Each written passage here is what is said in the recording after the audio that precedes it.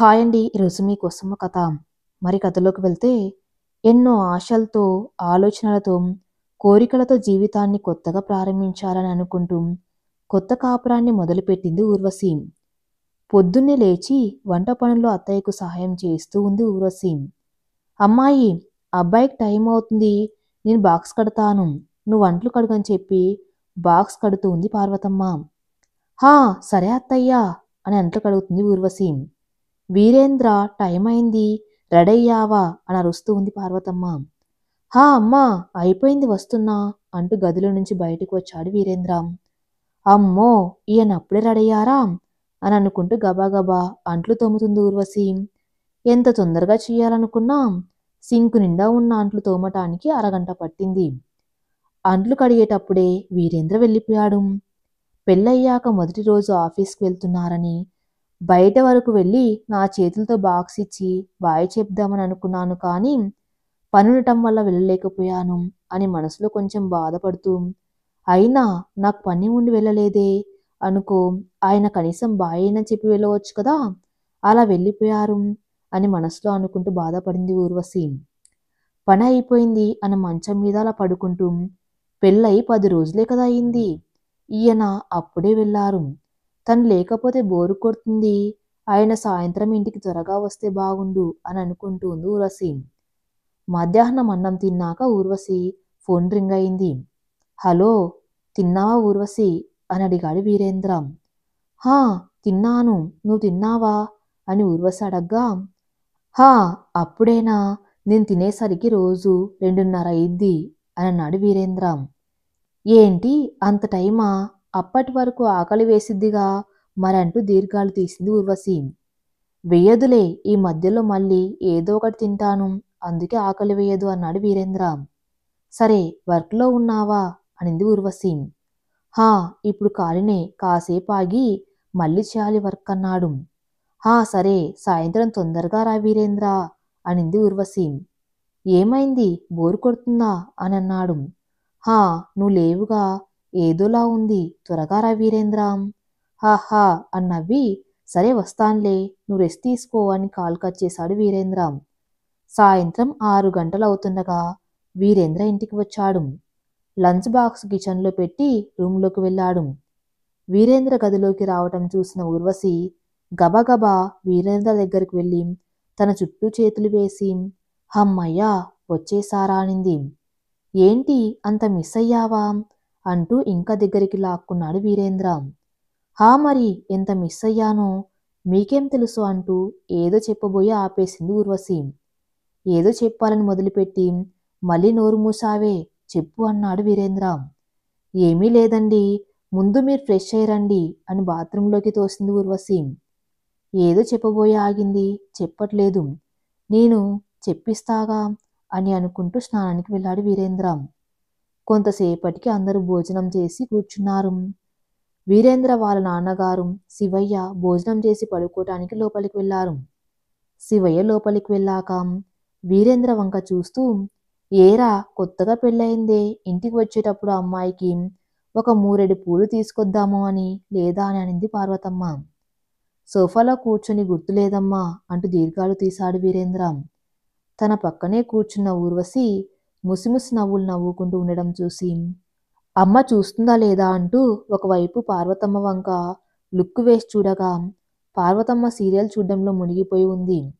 ఇదే అదనుగా భావించిన వీరేంద్ర ఊర్వశి నడుము గిల్లాడు. అబ్బా అంటూ అరిచింది ఊర్వశి. వీరేంద్ర నవ్వు ఆపుకోలేక పకపక నవ్వేశాడు. ఏం జరిగిందో అర్థం కాక ఇద్దరి వంక అలానే చూస్తూ ఉంది పార్వతమ్మ. ఏంటిరా అని అడిగింది. ఏమి లేదులేమ్మా అని గదిలోకి వెళ్ళాడు వీరేంద్ర. సిగ్గుతో ఊర్వశి తల ఎత్తకుండా నేరుగా వీరేంద్ర వెనకే వెళ్ళింది.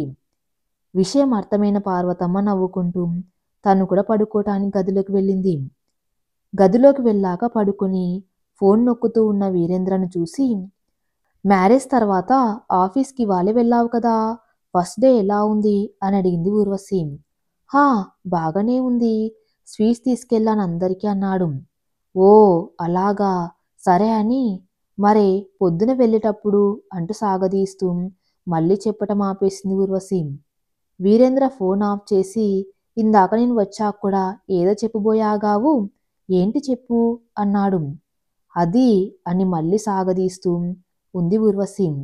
అబ్బా, ఈ సాగతీయటం ఆపి అసలు విషయం చెప్పు అన్నాడు వీరేంద్ర.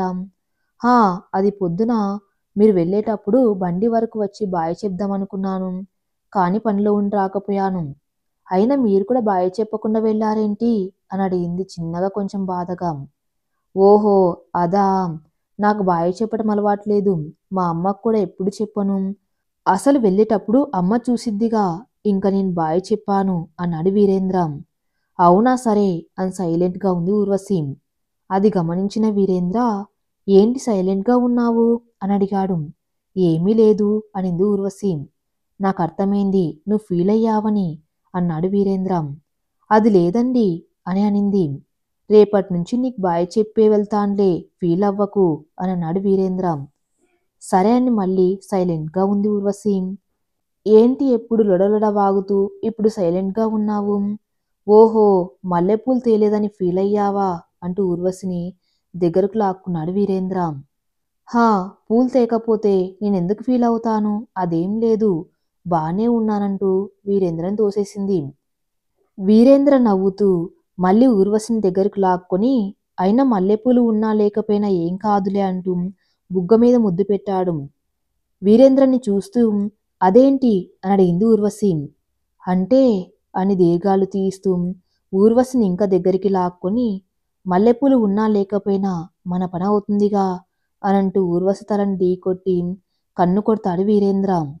సిగ్గుతో తల దించుకొని వీరేంద్ర కౌగిట్లో బందీ అయిపోయింది ఊర్వశి. అలా తెల్లవారింది. అప్పుడే పిచ్చుకలు కిలకిల రాగాలు తీస్తూ పార్వతమ్మ పక్షుల కోసం పెట్టిన ఆహారాన్ని తింటూ కొట్టుకుంటూ శబ్దం చేస్తూ అక్కడే ఉన్నాం. నీళ్ల బకెట్లో నీళ్లు తాగి ఇంటికి కొంచెం పక్కన ఉన్న వేప చెట్టు నీడలోకి వెళ్ళి సేద తీరుతూ కిచుకిచుమని రాగాలు తీస్తూ ఉన్నాయి. ఊర్వశి నిద్రలేచి బయటికి వచ్చేసరికి ఖాళీగా కూర్చున్న పార్వతమ్మని చూసి, ఏంటత్తయ్యా ఇక్కడ కూర్చున్నారు? రండి పనిచేసుకుందాము అని వంటగది వైపు వెళ్తూ ఉంది. పని మొత్తం అయిపోయిందిలే అమ్మా. తెల్లవారుజామునే మీ మామయ్య లేచి పని ఉందని బయటికి వెళ్ళారు. నాకు కూడా మెలకువ వచ్చింది. అందుకే పని మొత్తం చేసేసానులే అని అనింది పార్వతమ్మ. అవునా, అయ్యో మెలకువ రాలేదత్తయ్య నాకు. సారీ అనింది ఊర్వశి. ఇది మరీ బాగుంది, లేట్గా లేస్తే సారీ చెప్తారా? పిచ్చి పిల్ల, ఏం కాదులే అంటూ నవ్వింది పార్వతమ్మ. ఇక పని అయిపోయింది కదా, నేనేం చేస్తాను అంటూ లోపలికి వెళ్ళబోయి పక్షుల శబ్దం వినపడి వరండాలోకి వెళ్ళింది ఊర్వశి. అలా కూర్చొని చిన్నప్పటి విషయాలు గుర్తు చేసుకుంటూ ఉంది. ఊర్వశికి ప్రకృతి అంటే చాలా ఇష్టం. ఎప్పుడైనా ఆకాశంలో మబ్బులు పట్టి ఉంటే చాలు, ఊర్వశి వాళ్ళ అన్నయ్య వివేక్ లోపలికి పరిగెత్తుకుంటూ వచ్చి, అమ్మాయి బయట మబ్బులు పట్టాయిరా, బయటికి అంట అరుస్తాడు.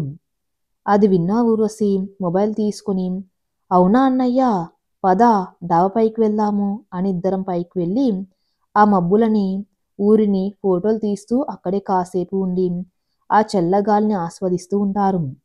ఇక వర్షం పడుతుంటే చాలు, బయట వరండాలోనో లేదా వాకిలికి ఎదురుగానో కుర్చీ వేసుకొని కూర్చొని ఆ వర్షాన్ని చూస్తూ ఇంటి ఎదురు ఎన్నో ఏళ్లుగా అలా అలా పెరుగుతూ ఉన్న ఒక పెద్ద వేప చెట్టును సైతం అన్ని దిక్కులకు ఒరిగేలా చేస్తూ వీస్తున్న గాలిని చూస్తూ, గాలి కనిపించదు కదా అని తక్కువ అంచనా వేయకూడదు. చూడు, ఇంత పెద్ద చెట్టుని కూడా ఎలా ఒరిగేలా చేస్తుందో.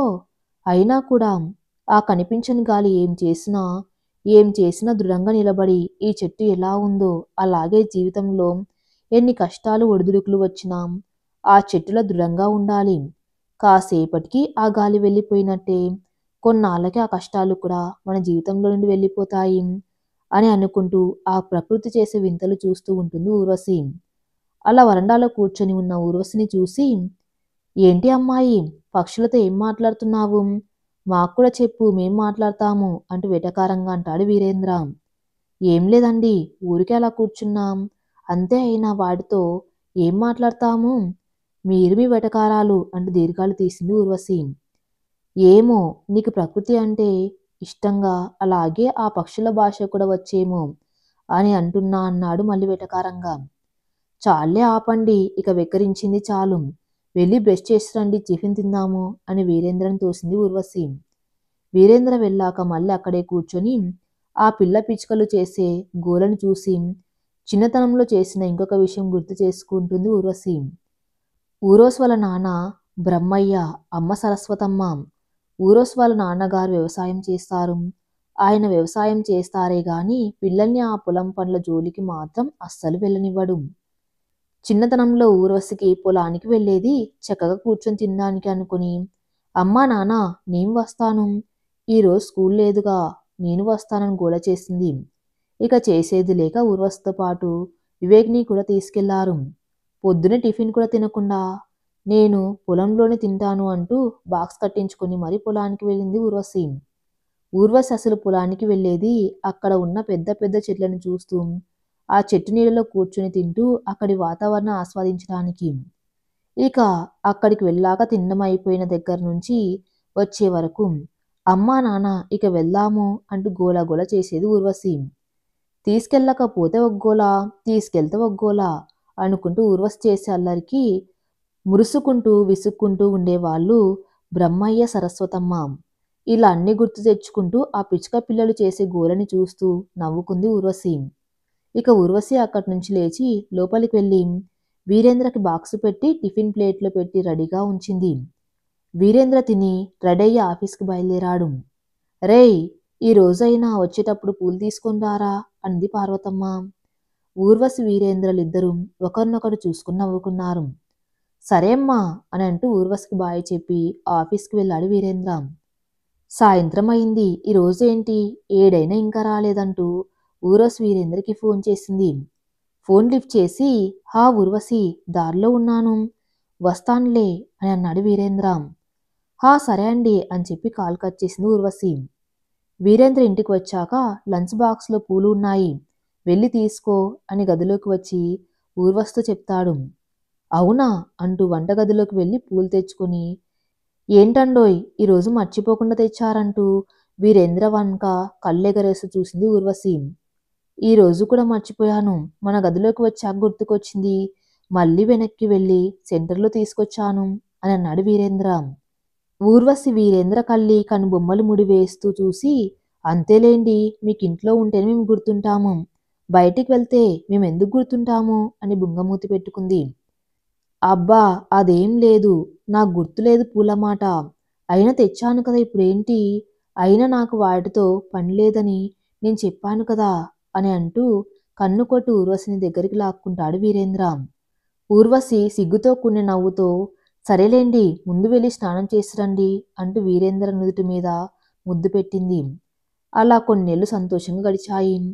అప్పుడు కొత్తగా పెళ్ళయిందిగా అని ఆఫీస్ వాళ్ళు ఈయనకి తొందరగా పంపించారు. మొదట సాయంత్రం 6 గంటలకి, తర్వాత 7, 8, 9 అలా పెంచుకుంటూ పోయారు. రోజుకొక టైం అవుతుంది ఈయన వచ్చేసరికి. నిన్న రాత్రి 8 గంటలకే వచ్చారు. ఈ రోజు 9 అయింది, ఇంకా రాలేదు. ఇంతకుముందు ఫోన్ చేస్తే వర్క్లో ఉన్నాను అని ఫోన్ కాల్ కట్ చేశారు. అంటే లేట్ అయిద్దేమో అని మనసులో అనుకుంటూ వీరేంద్ర కోసం ఎదురు చూస్తూ ఉంది ఊర్వశి. టైం 10 అవుతుంది. వీరేంద్ర కోసం ఎదురు చూస్తూ ఫోన్ నొక్కుతూ ఉంది ఊర్వశి. కళ్ళు మూతలు పడుతున్నా అంతే ఎదురు చూస్తూ ఉంది. కొడుకు వచ్చే వరకు కోడలికి తోడుగా ఉండటానికి కోడలతోనే పడుకుంది పార్వతమ్మ. అత్తయ్యకి డిస్టర్బ్ అవ్వకూడదని ఫోన్ని వైబ్రేషన్లో పెట్టింది ఊర్వశి. నిద్ర ముంచుకొస్తుంది. టైం 10:30 అయింది అని అనుకుంటూ ఉండగానే కళ్ళు మూతలు పడిపోయినాయి ఊర్వశికి. ఒక 10 నిమిషాలకి ఫోన్ మీద చెయ్యి పెట్టి పడుకున్న ఊర్వశికి ఫోన్ వైబ్రేషన్ అవుతున్నట్టు అనిపించి కళ్ళు తెరిచింది. వీరేంద్రనే చేసి ఉంటాడని గబగబా లేచి ఫోన్ తీసింది. హలో అని చిన్నగా ఆతురతతో కూడిన గొంతుతో వచ్చారా అనింది. హా, డోర్ తీస్తే వస్తాను అన్నాడు వీరేంద్ర. కాల్ కట్ చేసి వెళ్ళి డోర్ ఓపెన్ చేసింది ఊర్వశి. ఏవో మాటలు వినపడ్డంతో పార్వతమ్మ లేచి, ఏంటమ్మాయి, అబ్బాయి వచ్చాడా అని అడిగింది చిన్నగా నిద్రమత్తులో. హా అత్తయ్య, ఇప్పుడే వచ్చారు అనింది ఊర్వశి. సరే అని పార్వతమ్మ తన గదిలోకి వెళ్ళిపోయింది. ఏమైనా తిన్నారా అండి అని అడిగింది ఊర్వశి. హా తిన్నాన్లే అని అంటూ స్నానం చెయ్యాలా, నాకు బద్ధకంగా ఉంది, ఈరోజు అలసిపోయాను, నేను ఇంతే పడుకుంటానంటూ నీరసంగా బద్ధకంగా దీర్ఘాలు తీస్తూ చెప్పి మంచం ఎక్కాడు వీరేంద్ర. అబ్బా లేవండి, ఎంతసేపు, ఇలా వెళ్ళాలా రండి, మళ్ళీ నిద్ర పట్టదు అనింది ఊర్వశి. లేదు, నాకు అస్సలు మెలకువ కూడా రాదు చూడు అంటూ దుప్పటి కప్పుకున్నాడు వీరేంద్ర. వర్షాకాలం, చలికాలం, ఎండాకాలం, కాలం ఏదైనా సరే, వాతావరణం ఎలా ఉన్నా సరే, ఆ కాలాలు మారటమే కానీ మీరు దుప్పటి కప్పటం మాత్రం అస్సలు మానరు అని అంటూ తను కూడా మంచం ఎక్కింది ఊర్వశి. హా, మానను, ఎంత బాగుంటుందో తెలుసా అసలు దుప్పటి కప్పుకుంటే, నువ్వు కూడా కప్పుకుందరా అని దుప్పట్లోనికి ఊర్వశిని లాగేశాడు వీరేంద్ర. అమ్మో, చలికాలం, వర్షకాలం అయితే కప్పుకోవచ్చు, కానీ ఇది ఎండాకాలం, నా వల్ల కాదు బాబోయ్, మీరే కప్పుకోండి, ముసుగు వేసుకొని మంచిగా పడుకోండి అని దుప్పట్లో నుంచి బయటికి జరిగింది ఊర్వశి. అసలు అంతలా చెమటలు పడుతున్నా కూడా ఆ దుప్పటి మాత్రం తీయరేంటో, అడిగితే మళ్ళా డైలాగులు ఒకటి. ఒంటికి చెమట పట్టాలని, అది కూడా ఎంత మందపాటి దుప్పటో, దేవుడా, నా వల్ల కాదు ఆ దుప్పటి కప్పుకోవటం, మీరే కప్పుకోండి అని వెటకారంగా అనింది ఊర్వశి. ఆహా అని నవ్వి, ఎంత బాగుండిందో తెలుసా అలా కప్పుకుంటే అని కొంచెం కూడా గాలిపోవటానికి వీలు లేకుండా నిండుగా దుప్పటి కప్పడుకున్నాడు వీరేంద్ర. హా, ఏంటో ఈయన పిచ్చి అని నవ్వుకొని దుప్పటి లోపలికి చెయ్యి దూర్చి వీరేంద్ర చేతిని పట్టుకుని గోకటం మొదలుపెట్టింది ఊర్వశి. ఏంటి ఊర్వశి, నిద్రపోనియవు నన్ను అన్నాడు. ఆ మాటకి రుద్రుడు ఆపి మళ్ళీ కాసేపటికి వీరేంద్రనే కదిలివ్వటం మొదలుపెట్టింది. వీరేంద్ర దుప్పట్లో నుంచి బయటకు వచ్చి, ఏంటి నీ బాధ, నిద్రపోనియవా నన్ను అన్నాడు చిరాగ్గా. మూతి ముడుచుకొని ఏమీ లేదు అన్నట్లుగా తల ఊపింది ఊర్వశి. మళ్ళీ కాసేపటికి దుప్పట్లాగటం, జుట్టులో చెయ్యి పెట్టి కదిలివ్వటం చేస్తూ ఉంది.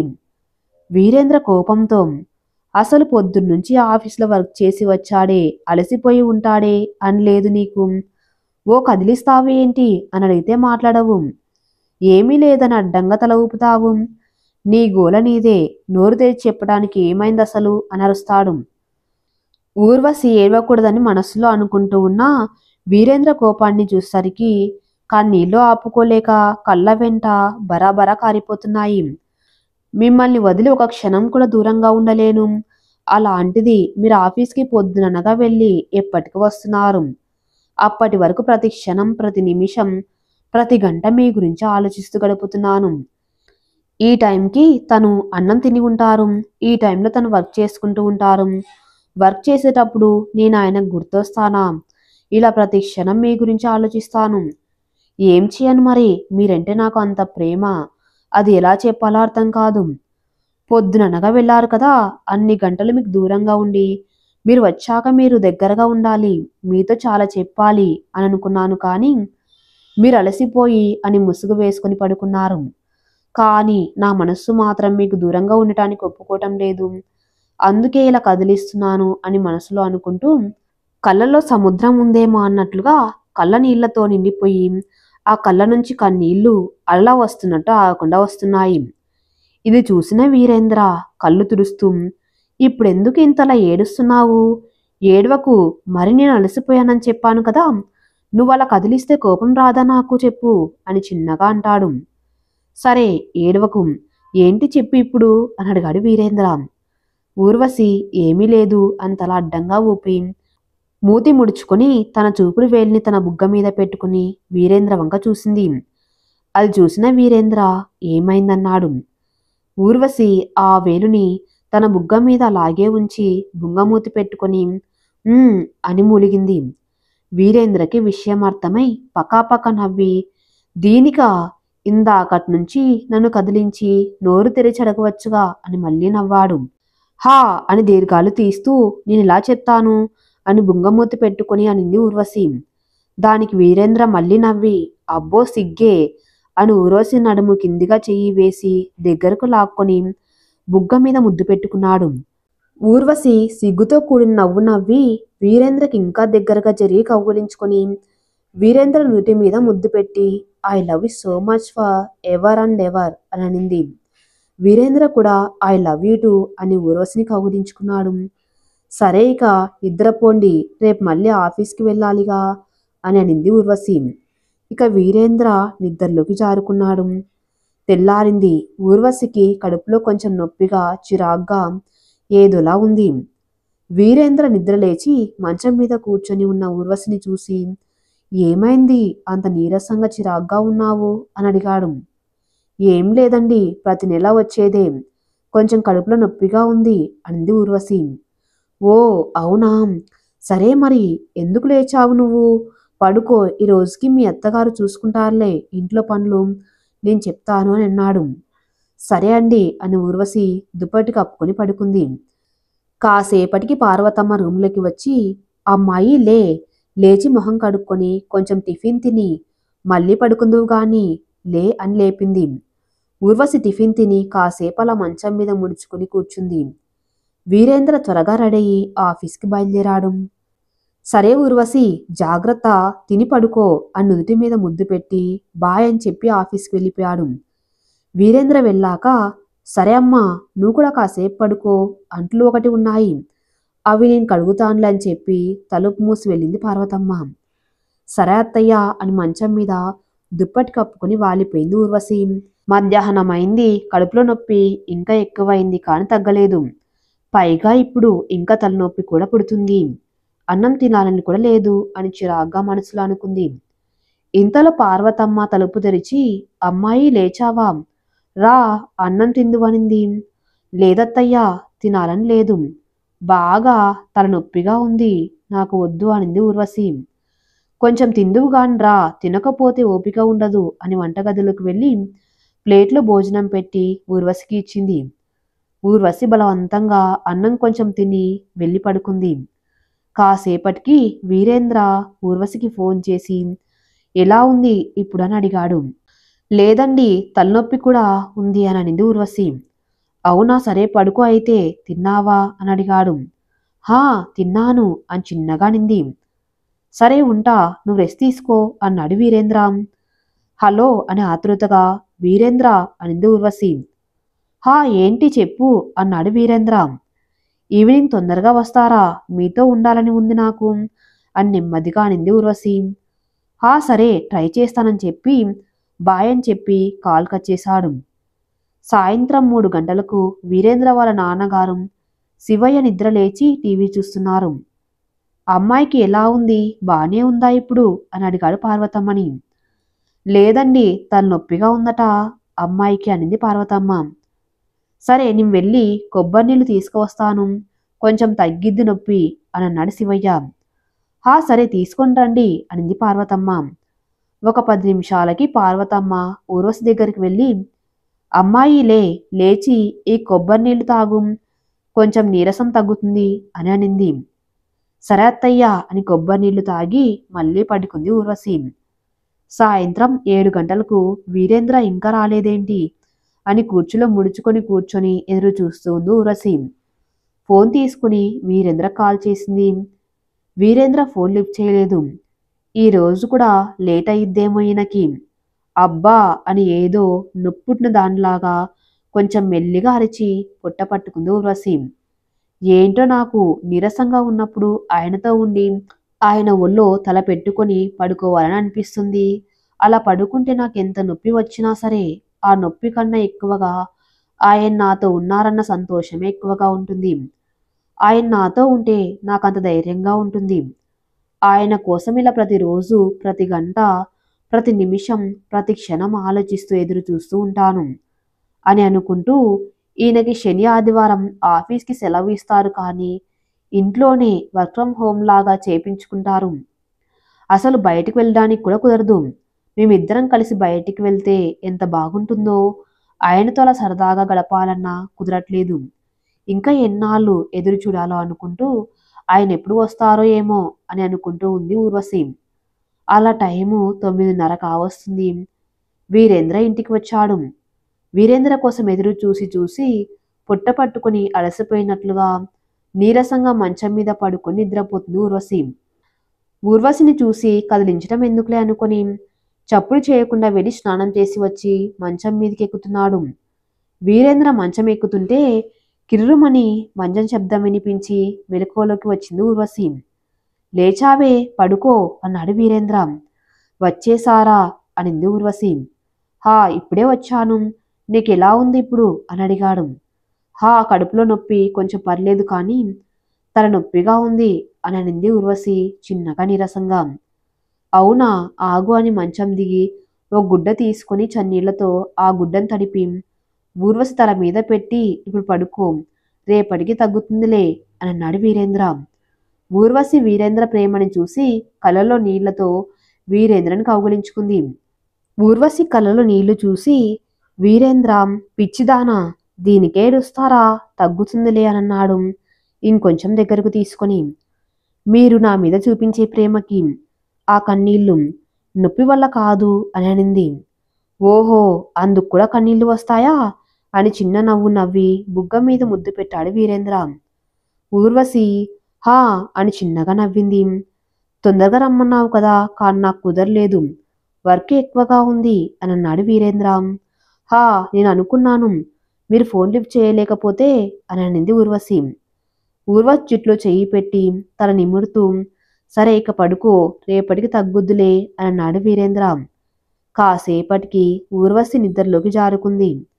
ఇది గమనించిన వీరేంద్ర ఊర్వశికి దుప్పటి సరిగ్గా కప్పి తను కూడా పడుకున్నాడు. తెల్లారింది. ఊర్వశి ఇంకా నిద్రలేవలేదు. ఊర్వశి అలసిపోయిందేమో ఎందుకు లేపటం అనుకుని వీరేంద్ర నిద్రలేచి ఫ్రెష్ అయి ఫోన్ నొక్కుతూ ఊర్వశి పక్కన కూర్చుని ఉన్నాడు. పార్వతమ్మ వంటగదిలో పనుల్లో మునిగిపోయి ఉంది. వీరేంద్ర నిద్రలేచిన గంట తర్వాత ఊర్వశి కూడా నిద్రలేచింది. ఎలా ఉంది ఇప్పుడు, తగ్గిందా అని అడిగాడు వీరేంద్ర. హా బానే ఉందండి, ఇప్పుడు తగ్గిపోయింది అని అనింది. సరే అని వీరేంద్ర టిఫిన్ తిని రెడయ్యి సరే నేను వెళ్ళొస్తానికా అని ఆఫీస్కి బయలుదేరాడు. వీరేంద్ర ఆఫీస్కి వెళ్తుంటే ఊర్వశి మంచం మీద కూర్చొని అంతే గుడ్లు అప్పగించి చూస్తుంది. ఏంటి అలా చూస్తున్నావు అని అడిగాడు వీరేంద్ర. హా మీరు అందంగా రెడీ అవుతుంటే అనింది వెటకారంగా ఊర్వశి. అమ్మో అవునా అని అద్దంలోకి తొంగి చూస్తూ ఎంత అందగాన్నో కదా అని తనని తాను ముద్దు పెట్టుకున్నాడు వీరేంద్ర. ఇది అంత నోరు తెచ్చి చూస్తున్న ఊర్వశి చాలేండి మీకే గాని ఉందిలే పెద్ద అందం అంటూ ఇంక వెటకారంగా అనింది. ఆహాహా అన్నవ్వి మరి ఈ అందం చూసే కదా నువ్వు నన్ను చేసుకుంది అన్నాడు వీరేంద్ర. అవును మీరు నా నల్ల బంగారం అని వీరేంద్రని ముద్దు పెట్టుకుంది. అవును వీరేంద్ర నల్లగా ఉంటాడు. నల్లగా ఉన్న తన మొహంలో కళ మాత్రం కొట్టి తెచ్చినట్టు కనపడుతుంది. రంగు నల్లగా ఉన్న మొహంలో ఆ కళని చూసిన వారందరూ ఆశ్చర్యపోతూ వీరేంద్రను చూసావా మొహం ఎంత కలగా వెలుగుతుందో అని అనుకుంటారు. మొహంలోని కళతోనే వీరేంద్రకి అందం పెరిగినట్లుగా తన మనసు కూడా బంగారం, అందుకే ఊర్వశి మీరు నా నల్ల బంగారం అనింది. ఇక వీరేంద్ర నేను నీ నల్ల బంగారం అయితే నువ్వు నా తెల్ల బంగారం అని ఊర్వశిని ముద్దు పెట్టుకుంటాడు. అబ్బో సరేలేండి ఇక వెళ్ళండి అనింది ఊర్వశి సిగ్గుతో కూడిన స్వరంతో. అవును ఇందాక ఏంటి అలా చూస్తున్నావు, ముద్దు కోసమే కదా చెప్పు దొంగ అని అన్నాడు నడుము గిల్లుతూ. హా లేదు అంతలదించి కళ్ళు నేల మీదకి చూస్తూ అనింది ఊర్వశి. అవునా నమ్మేశాలే కాని అని అంటూనే అనుమానంగా ఊర్వశి వంక కన్ను బొమ్మలు ముడి వేస్తూ చూశాడు. సరేలేండి వెళ్ళండి ఇక అంటూ సిగ్గుతో తల దించుకొని వీరేంద్రని గదిలో నుండి బయటికి తోసింది ఊర్వశి. వీరేంద్ర నవ్వుతూ సరే బాయ్ అని చెప్పి ఆఫీస్కి వెళ్ళాడు. ఇక ఊర్వశి వంటగదిలో వెళ్ళి పార్వతమ్మ పక్కన నుంచొని ఉంది. ఏంటమ్మాయి తగ్గిందా అని అడిగింది పార్వతమ్మ. హా అత్తయ్య తగ్గిపోయింది, ఇప్పుడు బానే ఉంది అనింది. సరే ఫ్రెష్ అయ్యిరా టిఫిన్ తిందు అని అనింది పార్వతమ్మ. హా సరే అత్తయ్య అని ఫ్రెష్ అవ్వటానికి వెళ్ళింది ఊర్వశి. కాసేపటికి టిఫిన్ తిని పని అయిపోయిందా అత్తయ్య అనింది. హా అయిపోయింది, ఇల్లు ఒకటి ఉడవాలి ఇక అనింది పార్వతమ్మ. సరే అత్తయ్య నేను ఊడుస్తాను చీపురు తీసుకుని ఇల్లు ఊడ్చింది ఊర్వశి. అలా ఒక రోజు వీరేంద్ర కోసం ఎదురు చూస్తూ ఉంది ఊర్వశి. టైం 7 అయింది. వీరేంద్ర వచ్చాడు. ఈ రోజు తొందరగా వచ్చారేం, ఇప్పుడే ఫోన్ చేద్దాం అనుకుంటున్నాం, మీరు వచ్చారు అనింది ఊర్వశి. హా ఈరోజు కొంచెం వర్క్ తక్కువగా ఉంది అందుకే తొందరగా వచ్చేసాను అన్నాడు వీరేంద్ర. హా సరే వెళ్ళి ఫ్రెష్ అయ్యి రండి అనింది ఊర్వశి.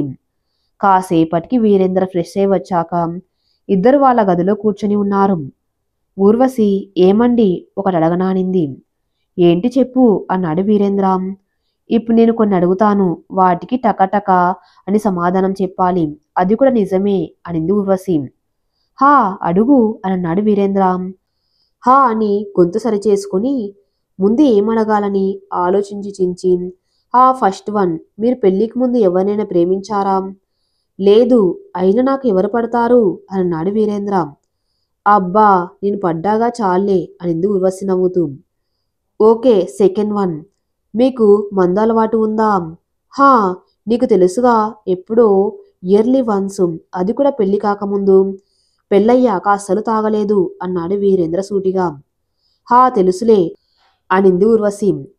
థర్డ్ వన్, మీ శాలరీ జాబ్ స్టార్టింగ్లో ఎంత ఇచ్చారు, ఇప్పుడు ఎంత ఇస్తున్నారు? వీరేంద్ర కొంచెం ఆలోచించి నువ్వెంత అనుకుంటే అంత అన్నాడు. ఇతూచ్, నేను నిజం చెప్పమన్నాను. నాకు తెలీదు, మీ నిజం చెప్పాల్సిందే అని బుంగమూతి పెట్టింది ఊర్వశి. స్టార్టింగ్లో 15,000 ఇచ్చారు, ఇప్పుడు 20,000 ఇస్తున్నారు. గవర్నమెంట్ ఉద్యోగం కదా, శాలరీలు తొందరగా పెరగవులే అన్నాడు వీరేంద్ర. సరే. ఫోర్త్ వన్, నేనంటే ఎంత ఇష్టం? కాసేపు ఊర్వశి వంక అలానే చూసి మళ్ళీ తల దించుకున్నాడు వీరేంద్ర. ఏంటండి చెప్పండి, అలానే ఉన్నారే అనింది. చెప్పరులే అన్నాడు. అరే ఇప్పుడు చెప్తారా చెప్పరా అనింది కొంచెం కోపంగా ఊర్వశి. చెప్పరు అన్నాడు ఇంకొంచెం గట్టిగా వీరేంద్ర. సరే నెక్స్ట్ ఫిఫ్త్ వన్, నేను చచ్చిపోతే ఏం చేస్తారు? రెండో పెళ్లి చేసుకుంటారా? అసలు నేను చచ్చిపోయాక మీకు నేను గుర్తు ఉంటానా? అలా అడిగేసరికి వీరేంద్రకి దిమ్మ తిరిగిపోయింది. కాసేపు ఏం మాట్లాడాలో అర్థం కాక అలానే ఊర్వశిని చూసి, పిచ్చి ఏమైనా పట్టిందా ఏంటి, అసలు ఏంటా మాటలు అన్నాడు గట్టిగా అరుస్తూ. ఊరికే అడిగానులేండి, మీరు చెప్పండి, నేను చచ్చిపోతే ఏం చేస్తారు అనింది మళ్ళీ. వీరేంద్ర ఇంకా కోపంగా మంచం మీద నుంచి లేచి ఊర్వశి చేతిని మెలేసి, ఎన్నిసార్లు చెప్పాను అలా మాట్లాడొద్దని? మాట్లాడతావాలా అని అన్నాడు. ఆ అని అరుస్తూ, అబ్బా నొప్పిగా ఉంది వదలండి అనింది ఊర్వశి. మరి అలా అనొద్దన్నా కూడా అలానే అంటావే అన్నాడు వీరేంద్ర చెయ్యి వదులుతూ. ఏదోలే ఊరికే అన్నాను అన్నది. వదిలేయండి అని అన్నది ఊర్వశి. ఊర్వశి ఆ మాట ఊరికే అన్నా సరే వీరేంద్రకంత కోపం వచ్చిందంటే తన పైన ఎంత ఇష్టం ఉందో అర్థమవుతూనే ఉంది. రాత్రయింది, అందరు పడుకున్నారు. ఊర్వశి వీరేంద్ర మాత్రం ఒకరి ప్రేమలో ఒకరు మునిగిపోయి ఉన్నారు. ఇద్దరి మధ్య గాలి కూడా దూరనంత దగ్గరగా కలిసి ఉన్నారు. ఈ సమయంలోనే Urvashi I love you so much అండి అని నుదుటి మీద ముద్దు పెట్టుకుని, ఇలానే మీకు దగ్గరగా ఉండి నా చివరి శ్వాస వీడాలని ఉందండి అనింది. వీరేంద్ర మళ్ళీ కోపంగా, నీకెన్నిసార్లు చెప్పినా అర్థం కాదు, ఈ చావుగోల ఎందుకు అసలు అని తల మీద మొట్టికాయ వేసి సైలెంట్గా పడుకో అని కౌగిలించుకున్నాడు. నాకు జీవితాంతం మీతో కలిసి ఉండాలని ఉందిలేండి, ఏదో మాట వరుసకి అలా అన్నాను. నా చివరి రోజు కూడా ఇలానే మీ దగ్గరే ఉండాలని అని అనింది. ఏడ్చావులే, ఇంకోసారి ఆ మాట ఎత్తే నా మీద ఒట్టే అని అన్నాడు వీరేంద్ర. సరే అని నవ్వి వీరేంద్ర బుగ్గు మీద ముద్దు పెట్టి కౌగలించుకుంది. అలా ఊర్వశి వీరేంద్రలు నిద్రలోకి జారుకున్నారు. తెల్లారింది. ఎప్పట్లాగానే పార్వతమ్మ పనుల్లో మునిగిపోయి ఉంది. శివయ్య పొద్దున్నే నిద్ర లేచి బయటికి వెళ్ళాడు. ఊర్వశి వీరేంద్రలు మాత్రం ఎంతో పనిచేసి అలసిపోయిన వాళ్ళలాగా మంచం మీద అలా పడుకునే ఉన్నారింకా. కొంతసేపటికి ఊర్వశి నిద్ర లేచింది. మంచం మీద నుంచి ఒక 4 అడుగులు ముందుకు వేశాక ఒక క్షణం అలా ఆగిపోయింది. ఏంటి కళ్ళు తిరుగుతున్నాయి, నిన్న బానే ఉంది కదా, ఇప్పుడేంటి ఇలా ఉంది నీరసంగా అంటూ తల పట్టుకుని అక్కడే కింద కూర్చుంది ఊర్వశి. కాసేపటికి పర్లేదులే, ఇప్పుడు కొంచెం కళ్ళు తిరగటం ఆగిపోయింది అనుకొని లేచి వంటగదిలోకి వెళ్ళింది. పార్వతమ్మ వంట పనిచేస్తుంటే ఊర్వశి అంట్లు తోముతూ ఉంది. అలా కాసేపటికి వీరేంద్ర కూడా నిద్ర లేచి ఫ్రెష్ అయి ఆఫీస్కి బయలుదేరాడు. ఊర్వశి రోజు లొడలొడ మాట్లాడేది. ఈ రోజేంటి ఇంత సైలెంట్గా ఉందనుకొని, ఏంటి ఏమైంది అంత సైలెంట్గా ఉన్నావు అని అడిగాడు వీరేంద్ర. ఏమీ లేదండి, బానే ఉన్నాను అనింది ఊర్వశి. ఒంట్లో బాగులేదా ఏంటి అన్నాడు వీరేంద్ర. లోపల కొంచెం నీరసంగా ఉన్నా కూడా పైకి నవ్వుతూ బానే ఉందిలేండి, నాకేమైంది అనింది ఊర్వశి. సరే, నేను ఆఫీస్కి వెళ్ళి వస్తానని చెప్పి వెళ్ళిపోయాడు. వీరేంద్ర వెళ్ళిపోయాక ఇంట్లో పనులన్నీ అయిపోవటంతో పార్వతమ్మ అలా నడుం వాల్చింది. ఊర్వశి కూడా నీరసంగా ఉంది అని అలా దిండుపైన చెయ్యి పెట్టి ఆ చేతి మీద తలను వాల్చి పక్కకు తిరిగి పడుకుంది. ఎందుకో తెలియదు, ఇప్పుడు ఉన్నంత నీరసంగా ఎప్పుడు లేదు అని అనుకుంటూ నిద్రపోవటానికి ప్రయత్నిస్తూ ఉంది ఊర్వశి. కానీ ఆ నీరసం వల్ల నిద్రపడడం లేదు. కాసేపటికి మళ్ళీ కళ్ళు తిరుగుతున్నట్లు అనిపించింది. ఏంటి అసలు నాకు ఇంతలా ఎప్పుడు కళ్ళు తిరగలేదని అనుకుంటూ ఉంది. చలికాలమే అయినా ఫ్యాన్ స్పీడ్గా తిరుగుతున్నా కూడా ఒళ్ళంతా చెమటలు పట్టాయి. ఆ చెమటలు తుడుచుకుందామని కళ్ళు మూసుకుని మొహం మీద చెయ్యి పెట్టగా ముక్కు దగ్గర చేతికి ఏదో తడి తగిలింది. అది చెమట కాదే అని అనుకుని కళ్ళు తెరిచి చెయ్యి చూసుకుంది. అంతే, ఊర్వశి గుండె గుబేలుమని వెంటనే పైకి లేచి వణుకుతున్న చేతిని చూస్తూ ఉంది. ఏంటిది, అసలు ఈ రక్తం ఏంటి అని వాష్రూంలోకి వెళ్ళి మొహం కడుక్కుంది. కానీ ఆ రక్తం వస్తూనే ఉంది. ఒక 5 నిమిషాల పాటు అలా కడుగుతూనే ఉంది. అప్పటికి కాని తగ్గలేదు రక్తం. ఇక ఊర్వశి మంచం మీద అలా పడుకొని ఏంటసలు నాకేం జరుగుతుంది, పొద్దున్నుంచి నీరసం, కళ్ళు తిరగటం, ఇప్పుడు ముక్కులో నుంచి రక్తం రావటం, ఏమైంది నాకు? ఇలా కాసేపు ఆలోచించి మొబైల్ తీసి అసలు ముక్కులో నుంచి ఎందుకు రక్తం వచ్చిందని, అలా రావటానికి కారణమేంటని గూగుల్లో కొట్టి చూసింది. అంతా సెర్చ్ చేసి తెలుసుకుంది. తనకెలా ఉంది, రోజు రోజుకి ఎలాంటి మార్పులు జరుగుతున్నాయని కొన్ని రోజులు అలానే గమనించింది. మొబైల్లో చూపినట్టు ఆ సిమ్టమ్స్ అన్నీ అలానే జరుగుతున్నాయి. ముక్కులో నుంచి రక్తం కారటం, నీరసంగా ఉండటం, తట్టుకోలేనంతగా తలనొప్పి పుట్టడం, చెమటలు పట్టడం, ఒక్కోసారి నోట్లో నుంచి కూడా రక్తం రావటం, ఇలా జరిగేది. ఇది అంతా వీరేంద్ర ఎక్కడ చూసి భయపడతాడో అని తనకు కనపడకుండా ఒక వారం పాటు అలానే చేసింది. ఒకరోజు సాయంత్రం అవుతుంది. చాలా నీరసంగా ఉండటంతో పార్వతమ్మకు నీరసంగా ఉంది అత్తయ్య, పడుకుంటానని చెప్పి వెళ్ళి పడుకుంది. అలా మంచం పైన పడుకుని ఆలోచిస్తూ ఉంది. నేను ఆయన్ని ఏదో మొన్న ఊరికే అడిగాను, నేను లేకపోతే ఏం చేస్తావని. దానికి ఆయన బాధపడ్డాడు, కోప్పడ్డాడు. అలాంటిది నేను దూరం అవుతున్నా అని తెలిస్తే ఆయన పరిస్థితి ఏంటి అసలు? ఆయన తట్టుకోలేరని అనుకుంటూ ఆ బాధను తట్టుకోలేక కళ్ళ వెంట నీళ్లు దారాలుగా వస్తున్నాయి. నేనింక ఎన్ని రోజులు బతుకుతానో నాకే తెలియదు. ఇలా ఇంట్లో వాళ్ళకి చెప్పకుండా ఎన్నాళ్ళని ఉంటాను? ఆయన నా జీవితంలోకి రావటం నా అదృష్టం అనుకున్నా, కానీ నా అదృష్టం 3 నాళ్ళ ముచ్చట అయింది. నా జీవితంలో ఏదైనా మంచి విషయం జరిగిందంటే అది నాకు ఆయన భర్తగా రావటం. పెళ్ళయి 1 సంవత్సరం కూడా కాలేదు. అప్పుడే ఆయన ప్రేమకి నేను దూరం అవుతున్నాను. నాకు ఆయన ప్రేమని ఇంకా పొందాలి, ఆయనతో ఇంకా కలిసి ప్రయాణం చేయాలి అని ఉంది. కానీ ఆ దేవుడు నాకు ఆ రాత రాయలేదు. నేను లేకపోతే ఆయన ఏమవుతాడో అని భయంగా ఉంది. ఏది ఏమైనా ఆయన నేను చనిపోయాక మళ్ళీ పెళ్లి చేసుకుని సంతోషంగా ఉంటే నాకు అదే చాలు. ఇలా అన్నీ ఆలోచిస్తూ పడుకుంది ఊర్వశి. టైం 7 అవుతుంది. వీరేంద్ర ఆఫీస్ నుంచి వచ్చాడు. అమ్మ, ఊర్వశి ఏది అని అడిగాడు. బయట కూర్చున్న పార్వతమ్మని. అమ్మాయికి నీరసంగా ఉందని పడుకుందిరా, అందుకే నేను కూడా కదిలివ్వలేదు అనింది పార్వతమ్మ. ఏంటో 1 వారం నుంచి ఊర్వశి ఏదోలాగా నీరసంగా ఉంటుంది. అడిగితే మాత్రం ఎక్కడి నుంచి నవ్వును తెచ్చుకున్నట్టు నవ్వి నాకేమైంది, నేను బాగానే ఉన్నానని దీర్ఘాలు తీస్తుంది. ఈ రోజు కూడా అంతే అనిద్ది. అయినా కూడా ఏమైందో చెప్పే వరకు వదిలిపెట్టకూడదు అనుకుని వాళ్ళ బెడ్రూమ్ డోరు ఓపెన్ చేశాడు వీరేంద్ర. పడుకున్నానే కానీ నిద్ర పట్టదేంటి, అసలు ఈ నొప్పులు ఏంటో, ఇంత నీరసం ఏంటో, అసలు నాకు ఈ పాడు రోగం ఎందుకు వచ్చింది? నాకు నా వీరేంద్రతో జీవితాంతం కలిసి ఉండాలని ఉంది. కానీ ఏం చేస్తాం, రాసి పెట్టలేదు అనుకుని బాధపడుతూ ఉంది. అలా తెలియకుండానే నిద్రలోకి జారుకుంది ఊర్వశి.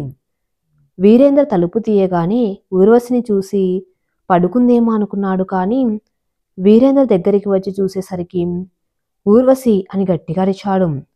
ఆ అరుపుకి బయట పొరుగింటి వాళ్లతో ముచ్చట్లో మునిగిపోయి ఉన్న పార్వతం భయపడి పరిగెత్తుకుంటూ ఏమైందిరా, ఎందుకలా అరిచావు అంటూ లోపలికి వచ్చింది. ఇక శివయ్య గదిలో ఏవో ముఖ్యమైన పేపర్లు చూసుకుంటూ కూర్చున్నాడు. ఆ అరుపు వినగానే ఆ పేపర్లన్నీ పక్కన పడేసి వీరేంద్ర దగ్గరికి వెళ్ళాడు. ఏమైందిరా అని అడిగాడు శివయ్య. నాన్న, అమ్మ, ఊర్వశి అని ముక్కులో నుంచి రక్తం కారుతూ ఉన్న ఊర్వశిని చూపించి ఏడుస్తున్నాడు వీరేంద్ర. ఏమైందిరా అని అడిగాడు శివయ్య. ఏమో నాన్న, నేను వచ్చేసరికి సోయ లేకుండా ఇలా మంచం మీద ఉంది, ముక్కులో నుంచి రక్తం కూడా వస్తుంది అని అన్నాడు ఊర్వశిని గట్టిగా పట్టుకొని. ఇక పార్వతమ్మ, అమ్మాయి ఊర్వశి లే, ఏమైందమ్మా అంటూ ముక్కులో రక్తాన్ని తుడుస్తూ ఉంది. వీరేంద్ర ఆ రక్తాన్ని, ఊర్వశిని అలా చూసేసరికి తట్టుకోలేక ఊర్వశి ఊర్వశి లే అంటూ ఏడుస్తున్నాడు. నాకేదో ఒకటి చెయ్యి, నాకేం చేయాలో అర్థం కావట్లేదు అన్నాడు వీరేంద్ర గట్టిగా ఏడుస్తూ. వీరేంద్ర అన్న మాటకి శివయ్య తేరుకొని వెంటనే కారు తీసుకుని ఊర్వశిని కారులోకి ఎక్కించి హాస్పిటల్కి తీసుకుని వెళ్లారు. డాక్టర్ ఊర్వశిని అన్ని టెస్టులు చేసి రిపోర్ట్స్ రావటానికి ఒక రోజు టైం పడుతుంది, తనకి ఇంకొక అరగంటలో మెలకువ వస్తుంది, తను చాలా నీరసంగా ఉంది, ఎప్పటి నుంచి ఎలా ఉంటుంది అని అడిగాడు డాక్టర్. ఒక వారం నుంచి నీరసంగా ఉంటుంది డాక్టర్. ఏమైంది నీరసంగా ఉన్నావని అడిగితే నాకేమైంది, నేను బాగానే ఉన్నాను అని అనేది. కానీ ఉన్నట్టుండి ఈరోజే ఏంటో ముక్కులో నుంచి రక్తం కారి స్పృహ కోల్పోయింది, మాకేం అర్థం కావట్లేదు, అసలు తనకి ఏమైంది డాక్టర్ అని బాధపడుతూ అడిగాడు వీరేంద్ర. రిపోర్ట్స్ వచ్చాక కానీ చెప్పలేము, ప్రస్తుతానికి అయితే తనని సెలైన్ మీద ఉంచామని. తను మీకు ఏమవుతుంది అని అడిగాడు డాక్టర్. కళ్ళలోని నీళ్ళని బయటికి రాకుండా ఆ కళ్ళలోని దాచుకుని నా భార్య డాక్టర్ అని అన్నాడు వీరేంద్ర. హా, ఓకే, ఇప్పటికైతే తను బాగానే ఉంది, కానీ చాలా నీరసంగా ఉంది, నిద్ర లేచాక తనకి ఏమైనా తినిపించండి అని చెప్పి డాక్టర్ వెళ్ళిపోయాడు. ఒక అరగంట తర్వాత ఊర్వశి కళ్ళు తెరిచింది. ఎదురుగా ఊర్వశి చేతిని తన చేతిలోకి తీసుకుని బాధపడుతూ కూర్చున్న వీరేంద్రను చూసి ఏమైందండి, హాస్పిటల్లో ఉన్నాము అనింది. అది విని వీరేంద్ర బాధని గొంతులోనే దాచుకొని ఏమీ లేదు, నీ కళ్ళు తిరిగితే హాస్పిటల్కి తీసుకుని వచ్చాము అని అన్నాడు. నేను నిద్రపోతున్నప్పుడు నిద్రలోనే కళ్ళు తిరిగి ఉంటాయి, ఈయన నాకు కళ్ళు తిరిగితేనే ఇలా బాధపడుతున్నారు, ఇక అసలు విషయం తెలిస్తే అని ఊర్వశి కూడా లోపల బాధపడుతూ ఉంది. కాసేపటికి డాక్టర్ వచ్చి ఊర్వశిని చెక్ చేసి ఇప్పుడు ఎలా ఉంది అని అడిగారు. పర్లేదు డాక్టర్ అని అంది ఊర్వశి. ఓకే, రిపోర్ట్స్ రేపు వస్తాయి, నీరసంగా ఉంది కదా, ఈరోజు హాస్పిటల్లోనే ఉండండి అని అన్నాడు డాక్టర్. ఏంటి, నాకు టెస్ట్ చేశారా, అయితే అందరికి నిజం తెలిసిపోతుందిగా రేపు అని మనసులో అనుకుంది ఊర్వశి. అయినా నాకు కళ్ళు ఒకటి తిరిగితే ఈ టెస్ట్ అన్ని ఎందుకు చేశారు అని అనుకుని వీరేంద్రని చూసి కళ్ళు ఒకటి తిరిగితే ఈ టెస్టులన్నీ ఎందుకు చేపించారండి, నిజం చెప్పండి ఏమైంది అని అనింది ఊర్వశి. పార్వతమ్మ, నువ్వు వారం నుంచి నీరసంగా ఉంటున్నావు కదా, అందుకనే చేశారులే, నువ్వు పడుకో ప్రశాంతంగా అని ఊర్వశికి జ్యూస్ ఇచ్చింది. అయినా కూడా వీరేంద్ర అంతలా బాధపడుతుంటే ఊర్వశికి అనుమానం వచ్చింది.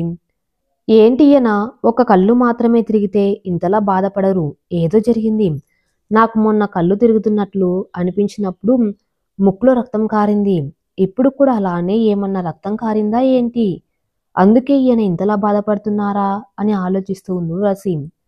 మరుసటి రోజు డాక్టర్ రిపోర్ట్స్ తీసుకుని వచ్చి రిపోర్ట్స్ వచ్చినాయి, బ్లడ్ క్యాన్సర్ అని తెలిసింది. ఇంతకుముందు ఇలా ఏమీ జరగలేదా, ముక్కులో నుంచి రక్తం కారటం కానీ ఏమీ కనిపించలేదా అని డాక్టరు ఊర్వశిని ఇంట్లో వాళ్ళని అడిగారు. ఊర్వశికి అప్పుడు అర్థమైంది, ఓహో, అయితే నాకు మొన్నట్లాగా ముక్కులో రక్తం కారిందా, అందుకే ఈయన ఇంతలా బాధపడుతున్నారు అని అనుకుంది మనసులో. ఇంట్లో వాళ్ళు లేదండి అని చెప్పారు, కానీ ఊర్వశి మాత్రం ఇంకా అందరికి నిజం తెలిసిపోయిందిగా, చెప్తే ఏముంది ఇంకా అని అనుకుంది. డాక్టర్ అని చిన్నగా అనింది ఊర్వశి. ఏంటమ్మా అన్నాడు డాక్టర్. ఒక వారం క్రితమే కళ్ళు తిరిగాయి నాకు, మళ్ళీ కాసేపటికి ముక్కులో రక్తం కూడా వచ్చింది, అలా ఏంటి అని తెలుసుకుందామని గూగుల్లో సెర్చ్ చేస్తే బ్లడ్ క్యాన్సర్ అని తెలిసింది, తర్వాత వారం రోజులు కూడా అలానే చూశాను. ఆ సిమ్టమ్స్ అన్నీ అలానే ఉన్నాయి. అందరికీ తెలిస్తే బాధపడతారని చెప్పలేదు అనింది చిన్నగా. అంటే నీకు ముందే తెలుసా అని అన్నారు అందరూ ఆశ్చర్యంగా. హా అన్నట్టు తల ఊపింది ఊర్వశి. మరి ముందే చెప్పవచ్చుగా ఊర్వశి, ఏదో ఒకటి చేసేవాళ్ళం కదా, నీకు తగ్గేలా చేసేవాళ్ళం కదా అంటూ కోపడ్డాడు వీరేంద్ర. అది అని సాగదీస్తూ ఉండగా, డాక్టర్ సారీ అండి, ఇది తనకి ఫైనల్ స్టేజు. ముందుగా లక్షణాలు బయటపడకపోయేసరికి మీకేమీ తెలియలేదు. ఇప్పుడు చేయి దాటిపోయింది, సారీ అని అన్నారు. ఊర్వశి ఆ మాటలకి అయినా ఫైనల్ స్టేజ్ ఏం కాదు వీరేంద్ర, ఫస్ట్ స్టేజ్ అయినా కూడా ఈ క్యాన్సర్ వస్తే బతకడం కష్టం అని వీరేంద్రని హత్తుకుని ఏడ్చింది. వీరేంద్రకి ఏం మాట్లాడాలో అర్థం కాలేదు. లోపల నుంచి వస్తున్న దుఃఖాన్ని ఆపుకోలేక, మనసు బరువెక్కిపోయి ఆ బాధను తట్టుకోలేక కళ్ళలో నుంచి నీళ్లు కారుతూ ఉండగా ఊర్వశి అని గట్టిగా అరిచి హత్తుకున్నాడు. ఇక పార్వతమ్మ శివయ్యకైతే వీరేంద్రకి ఎలా సర్ది చెప్పాలో అర్థం కాలేదు. వీళ్ళకి పెళ్ళయి 1 సంవత్సరం అయింది. అయినా కూడా ఊర్వశి మనతో ఓ కూతుర్లా కలిసిపోయింది. ఇప్పుడు దూరం అవుతుందంటే తట్టుకోలేకపోతున్నాము అనుకుంటూ వాళ్ళ కళ్ళల్లో నుంచి కూడా నీళ్లు కట్టలు తెంచుకొని మరీ వస్తున్నాయి. ఇంతలో డాక్టర్, సారీ అండి, తను ఎప్పటి వరకు బతుకుతుందో చెప్పలేము. 1 నెల లేదా 6 నెలలు, లేకపోతే 1 సంవత్సరం అయినా అవ్వచ్చు అని అన్నారు. ఆ మాటకి వీరేంద్ర ఊర్వశి ఇంకా గట్టిగా పట్టుకుని ఏడుస్తున్నారు. కాసేపటికి ఊర్వశి వీరేంద్ర బాధని చూసి నేను కూడా బాధపడితే ఈయన ఇంకా కుంగిపోతారు అని మనసులో అనుకొని, ఏమండి నాకేమైందని, ఇప్పుడు బాగానే ఉన్నాగా, అయినా ఈ సంవత్సరంలో మీరు చూపించిన ప్రేమ చాలు, నాకేమీ తక్కువ చేయలేదు, మీరు నాకు అంత ప్రేమను చూపించారు. ఇక అత్తయ్య మామయ్య మీరైతే నన్ను కోడలుగా కాకుండా మీ సొంత కూతుర్లా చూసుకున్నారు. ఇవి చాలవా నాకు ఈ జీవితానికి అంటూ అందరినీ చూస్తూ ఉంది. దానికి వీరేంద్ర, నాకు చాలవు, నాకు నువ్వు జీవితాంతం కావాలి అని ఊర్వశి చేతిని పట్టుకుని ఏడ్చాడు. దానికి ఊర్వశి కూడా మనసులో బాధపడ్డా అది బయట కనిపించకుండా, మనం అనుకుంటే అన్నీ జరిగిపోవు కదండి, ఆ దేవుడు నా తలరాత ఇంతవరకే రాశాడు, నేను ఉన్నన్ని రోజులు మీతో సంతోషంగా ఉండాలనుకుంటున్నాను, అంతేకాదు మీ మొహంలో ఆ చిరునవ్వు చెరిగిపోకూడదు, మరి మీకు అదే అందం కదా అన్న విందు ఊర్వశి. దానికి వీరేంద్ర కూడా చిన్నగా నవ్వాడు. కాసేపటికి అందరింటికి వెళ్లారు. ఊర్వశిని మంచం మీద పడుకోబెట్టాడు వీరేంద్ర. పార్వతమ్మ ఊర్వశికి జ్యూస్ ఇచ్చి, నీకు వారం ముందే తెలిసినా కూడా, నీరసంగా ఉన్నా కూడా మాకు చెప్పలేదు. సరే, మరి ఇంట్లో పనులు కూడా ఎందుకు చేశావు అమ్మాయి, అసలు ఏమనుకుంటున్నావు, నేను నిన్ను చూసుకోలేననా అని కొంచెం వెటకారంతో కూడిన కోపం తెచ్చుకుని అంటూ ఉంది. లేదత్తయ్యా, నీరసంగా ఉంది అని అలానే ఉంటే అదే ఆలోచిస్తూ ఉంటాను, కొంచెం పనిలో పడితే ఆలోచన ఉండదు అని పని చేశానంతే, మీరు నన్ను అమ్మలా చూసుకున్నారని అన్నాగా, అలా ఎందుకు అనుకుంటాను అనింది కొంచెం నవ్వు మొహంతో. హా సరే, ఇక నుంచి ఏ పని చెయ్యకు, కూర్చొని నాకు ముచ్చట్లు చెప్తూ ఉండు, నేను పని చేసుకుంటాను అనింది పార్వతమ్మ నవ్వుతూ. హా సరే అత్తయ్యా అని చిన్నగా నవ్వింది ఊర్వశి. ఇది అంతా వింటున్న వీరేంద్ర చిన్నగా నవ్వుకున్నాడు. పార్వతమ్మ పక్కనే నుంచున్న శివయ్య, అక్కడికి ఏంటో నువ్వే కోడల్ని బాగా చూసుకున్నట్టు మాట్లాడుతున్నావు, నేను చూసుకోవటం లేదా ఏంటి అన్నాడు వెటకారంగా. అది విని ఊర్వశి నవ్వింది. పార్వతమ్మ, నేనేమనలేదే, అలాగా మీరే నేను కోడల్ని బాగా చూసుకుంటాను అని డప్పు కొట్టి చెప్పుకుంటున్నట్టు చెప్తున్నారు, నేను చూడ్డం లేదా అని తను కూడా వెటకారంగా అనింది. దానికి కనుబొమ్మలు 2 మూసివేసి పార్వతమ్మ కళ్ళు అలానే చూస్తూ ఉన్నాడు శివయ్య. ఇక వీరేంద్ర ఊర్వశి అయితే నవ్వుని ఆపుకోవాలి అనుకున్నా ఆపుకోలేక నవ్వేశారు. ఊర్వశి నవ్వుని చూసి శివయ్య పార్వతమ్మ కూడా నవ్వుకున్నారు. ఇలా రోజులు గడుస్తున్నాయి. ఇంతకు ముందు కంటే ఎక్కువ ప్రేమగా ఊర్వశిని చూసుకుంటున్నారందరూ. ఊర్వశి అమ్మా నాన్నలకి ఈ విషయం కొంచెం ఆలస్యంగా 1 వారానికి చెప్పారు. ఊర్వశి వాళ్ళ అమ్మ ఊర్మిళ, నాన్న లక్ష్మయ్య విషయం తెలియగానే కూతురు దగ్గరికి వచ్చి బోరు బోరున ఏడ్చారు. ఊర్వశి కూడా వాళ్ళని పట్టుకుని ఏడ్చింది. నాన్న అమ్మ బాధపడకండి, నేను సంతోషంగానే ఉన్నాను, మీరు నాకు పెళ్లి చేసి పంపించిన దగ్గర నుంచి మీరు గుర్తు రాకుండా నన్ను చూసుకుంటున్నారు ఇక్కడందరూ, ఇంత ప్రేమ దొరికినందుకు నాకు సంతోషంగా ఉంది. ఇక నా జీవితంలో ఏ లోటు లేదమ్మా అని ఊర్మిళని కౌగిలించుకుంది. ఇలా 1 నెల గడిచింది. ఇంతకు ముందు కన్నా కొంచెం నీరసంగా ఉంది ఉర్వశి. వీరేంద్ర వాళ్ళకి ఆస్తులు కొన్ని వేల కోట్లు లేకపోయినా పర్లే, కొంచెం ఆస్తిపరులే. అక్కడ ఇక్కడ అని కొన్ని చోట్ల స్థలాలు ఉన్నాయి. వాటిలో ప్రతి స్థలం యొక్క వాల్యూ భారీగానే ఉంటుంది. వీరేంద్ర ఒక్కడే కొడుకు, ఇక కొదవ ఏముంది? వీరేంద్రకి ఉర్వశిని వదులుకోవటం ఇష్టం లేదు. అందుకని నా ఆస్తులు పోయినా పర్వాలేదు, నా ఉర్వశి నాకు దక్కాలి అంతే అని అనుకుని అమెరికన్ డాక్టర్స్ దగ్గర అపాయింట్మెంట్ తీసుకుని ఉర్వశిని వాళ్ళకి చూపించాలనుకున్నాడు. అలానే ఇండియాలోని బెస్ట్ డాక్టర్స్ని కలిసి అమెరికాలో ఉన్న బెస్ట్ డాక్టర్స్ అపాయింట్మెంట్ తీసుకుని వారితో మాట్లాడి వాళ్ళు ఇండియాకి వచ్చిన తర్వాత ఉర్వశిని వాళ్ళ దగ్గరకు తీసుకుని వెళ్ళాడు వీరేంద్ర. ఉర్వశి రిపోర్ట్స్ అన్నీ చూసి తనకి ఇప్పటి వరకు బాగానే ఉంది, తను ఇప్పుడల్లా చనిపోదు, బెస్ట్ ట్రీట్మెంట్ చేస్తే బతికే ఛాన్స్ కూడా ఉంది అన్నారు అమెరికన్ డాక్టర్స్. ఆ మాటకి వీరేంద్ర ఎంతో ఆనందంగా thank you doctor, thank you so much అని అన్నాడు. ఉర్వశి డాక్టర్స్ కళ్ళ చూసి నేను చనిపోతానన్న బాధ కన్నా నా వీరేంద్ర నుంచి దూరం అవుతాను అన్న బాధ ఎక్కువగా ఉంది. నా వీరేంద్రతో బతకాలి అన్న సంకల్పమే నన్ను ఇంకా బతికి ఉంచింది అని అనింది. దానికి డాక్టర్స్ నేను బ్రతుకుతాను అని అనుకుంటే చాలు, మన సంకల్పమే గొప్పది, అది ఉంటే మనం దేహాన్ని గెలవచ్చు, చావునైనా సరే అని అన్నారు. అలా డాక్టర్స్ ఉర్వశి ట్రీట్మెంట్ మొదలుపెట్టారు. అలా ఒక 6 నెలలు గడిచాయి. ఉర్వశి ఇంతకు ముందు కన్నా కొంచెం హుషారుగా కనిపిస్తుంది. తనని చూసి ఇంట్లో వాళ్ళందరూ కూడా ఆనందంగా ఉన్నారు. కానీ ఉర్వశికి మాత్రం బయటకు హుషారుగా ఉన్న లోపల ఏదో తెలియని బాధ. వీరేంద్ర హాస్పిటల్లో ఉండి ఉర్వశికి ట్రీట్మెంట్ చేపిస్తున్నాడు. హమ్మయ్యా, నా ఉర్వశి నాకు దక్కింది, నాకు అదే చాలు అని అనుకుంటూ ఉర్వశి కోసం ఎదురు చూస్తూ ఉన్నాడు.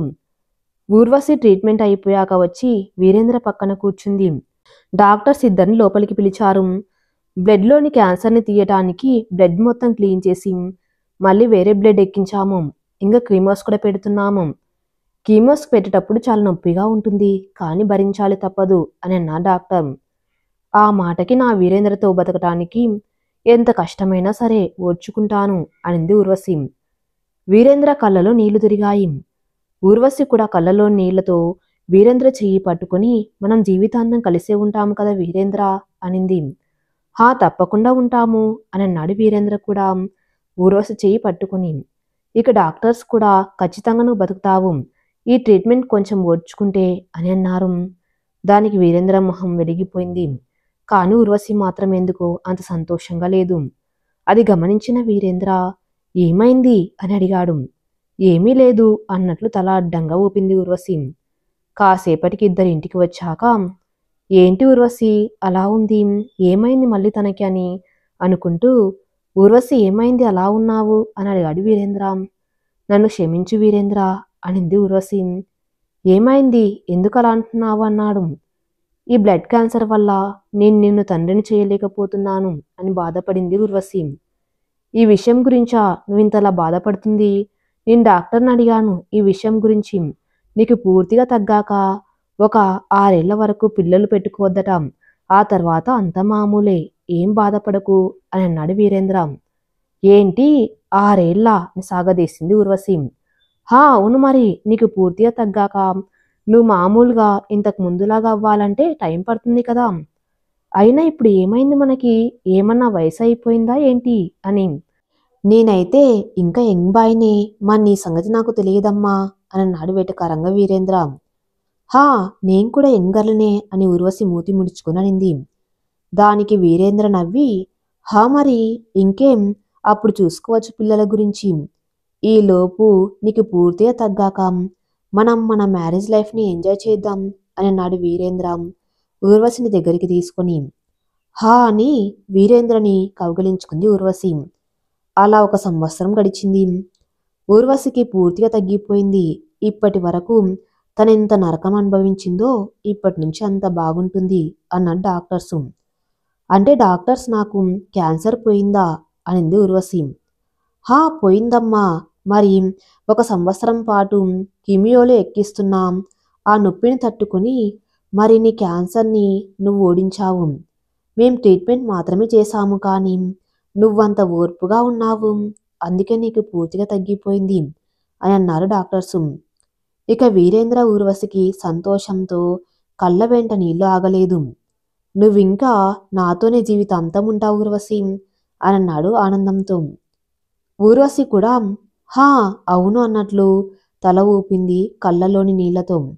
అలా ఇద్దరు ఆనందంతో ఇంటికి వెళ్ళాక ఇంట్లో వాళ్ళకు కూడా ఆ శుభవార్త చెప్పారు. అది విన్న ఊర్వశి అత్తయ్య, మామయ్య, అమ్మ, నాన్న అందరూ కూడా చాలా చాలా సంతోషంగా అది ఒక పండగలాగా చేసుకున్నారు. అలా ఊర్వశి వీరేంద్రలు తమ తాళీబంధం శాశ్వతంగా విడిపోకుండా కాపాడుకున్నారు. ఈ కథ ఇంతటితో సమాప్తం.